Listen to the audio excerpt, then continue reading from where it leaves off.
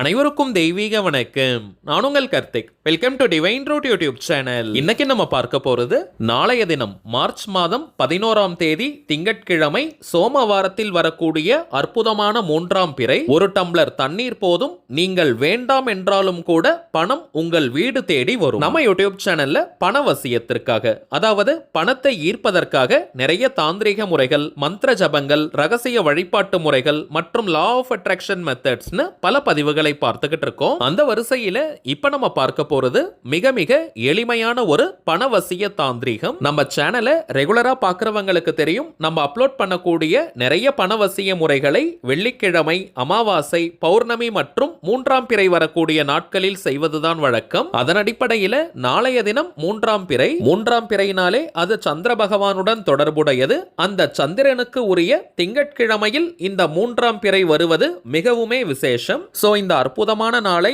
யாருமே நீங்க தவற விடாதீங்க. ஒரு நாள் மட்டுமே செய்யக்கூடிய தாந்திரிகம் இது.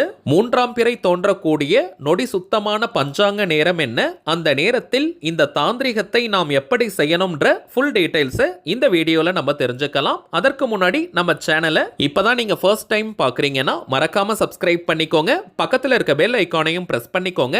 அப்பதான் அப்லோட் பண்ற எல்லா பயனுள்ள தகவல்களும் உடனடியா உங்களுக்கு நோட்டிபிகேஷன்ல வரும். பொதுவாக அமாவாசையிலிருந்து 3ஆவது நாள் இந்த 3ஆம் பிறை நிலவு தோன்றும். இன்றைய தினம், அதாவது மார்ச் 10ஆம் தேதி ஞாயிற்றுக்கிழமை அமாவாசை திதி இருக்குங்க. சோ நாளைய தினம், அதாவது திங்கட்கிழமை அன்னைக்கே சந்திர தரிசனம் கிடைக்குமா, 3ஆம் பிறை தோன்றுமான்னு சில பேருக்கு சந்தேகங்கள் இருக்கலாம். வாக்கியம் மற்றும் திருக்கணிதம் இந்த 2 பஞ்சாங்கத்தை பார்த்தோம்னாலே நேற்றைய தினம், அதாவது மார்ச் 9 சனிக்கிழமை அன்னைக்கே அமாவாசை திதி துவங்கியது. சோ அன்றையிலிருந்து நம்ம கணக்கெடுத்தோம்னா திங்கட்கிழமை 3ஆவது நாள், சனி, ஞாயிறு, திங்கள். சோ நாளைய தினம் தாங்க அனைத்து பஞ்சாங்கத்தின்படியும் 3ஆம் பிறை தோன்றக்கூடிய நாள். சரிங்க, இந்த 3ஆம் பிறை தோன்றக்கூடிய துல்லியமான பஞ்சாங்க நேரம் என்னன்னு பார்த்தோம்னா நாளைய தினம் மார்ச் 11 திங்கட்கிழமை மாலை 6 மணி 27 நிமிடங்கள் முதல் இரவு 7 மணி 37 நிமிடங்கள் வரை இருக்கும். இந்த இடைப்பட்ட நேரம் தாங்க 3ஆம் பிறை காட்சி அளிக்கக்கூடிய நேரம்.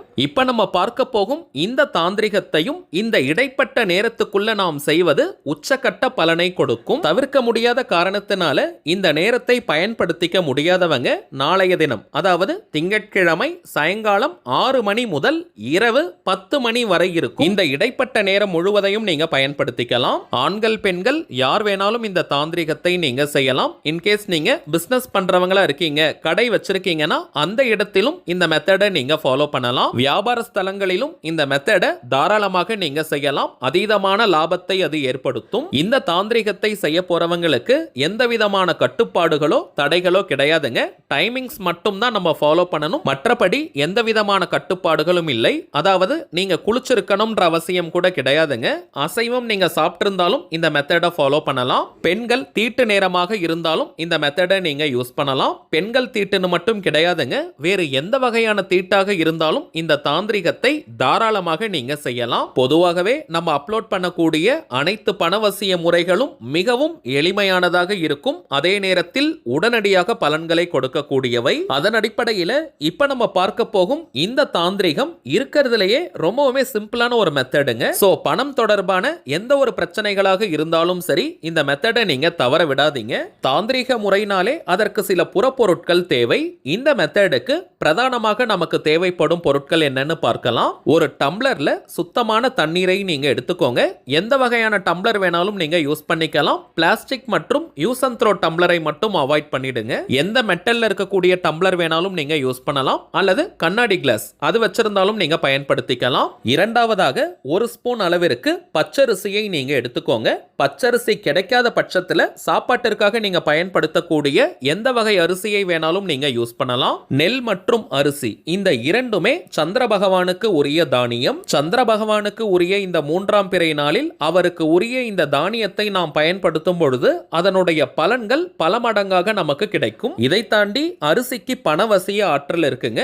ஒரு ஸ்பூன் அளவிற்கு நீங்க அரிசியை எடுத்துக்கிட்டாலே போதும். தாந்திரிகங்களுக்கு பொதுவாக நம்ம பச்சரிசியை மட்டும் தாங்க யூஸ் பண்ணணும். கிடைக்காத பட்சத்துல மட்டும் தான் நீங்க புழுங்கல் அரிசி அல்லது சாப்பாட்டிற்காக நீங்க பயன்படுத்தக்கூடிய எந்த வகை அரிசியை வேணாலும் நீங்க எடுத்துக்கலாம்.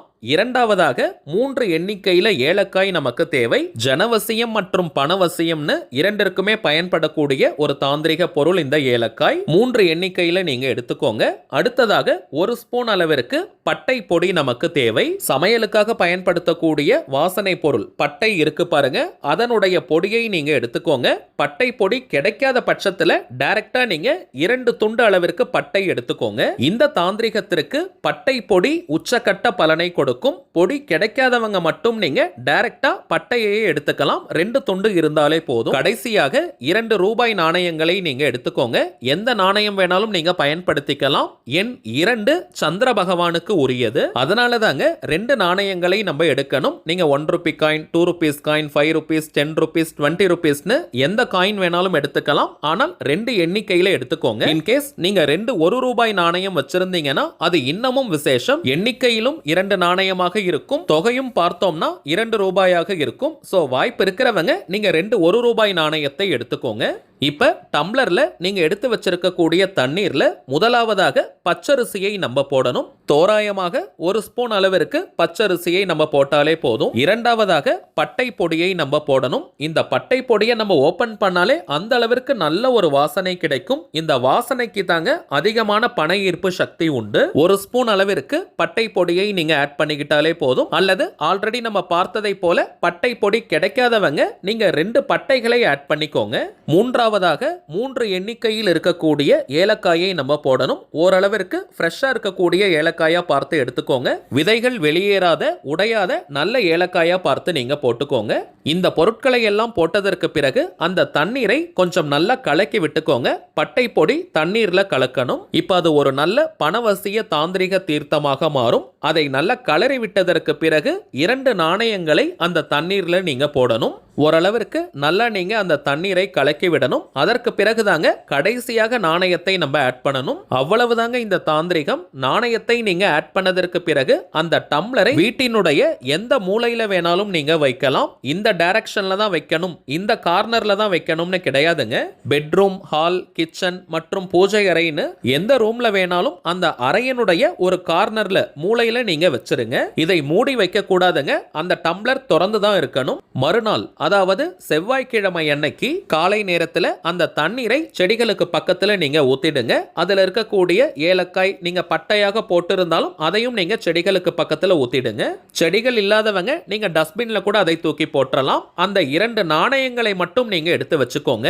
இந்த 2 நாணயங்களையும் பணம் வைக்கக்கூடிய பீரோ, லாக்கர் அல்லது கல்லா பெட்டியில் நீங்க போட்டு வைங்க. ஒரு சின்ன பேப்பர்ல மடிச்சு அல்லது ஜிப்லாக் கவர்ல போட்டுட்டு பணம் வைக்கும் இடத்துல நீங்க வச்சிருங்க. மணி பர்ஸ், வேலட் மற்றும் ஹேண்ட்பேக்ல கூட நீங்க வைக்கலாம். வீட்ல அல்லது வீட்டு பக்கத்துல செடிகள் இல்லாதவங்க இந்த தண்ணீரை கிச்சன் சிங்க்ல நீங்க ஊத்திடுங்க.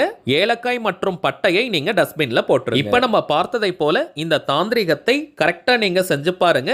அடுத்த நாளிலிருந்தே பணவரவில் ஒரு நல்ல முன்னேற்றம் ஏற்படுவதை கண்கூடாக பார்ப்பீங்க. சரிங்க, அவ்வளவுதான் இந்த பதிவு. நிச்சயமா உங்களுக்கு பயனுள்ளதா இருந்திருக்கும்னு நினைக்கிறேன். மேலும் இந்த வீடியோ உங்களுக்கு பிடிச்சிருந்தா மறக்காம லைக் பண்ணுங்க. நம்ம சேனலையும் சப்ஸ்கிரைப் பண்ணிக்கோங்க. தேவைப்பட்டுச்சுன்னா உங்க ஃப்ரெண்ட்ஸ் அண்ட் ஃபேமிலிக்கும் இந்த வீடியோவை ஷேர் பண்ணுங்க. அடுத்ததா இன்னொரு முக்கியமான தலைப்போட நான் உங்களை சந்திக்கிறேன். என்றும் அன்புடன் கார்த்திக். நன்றி.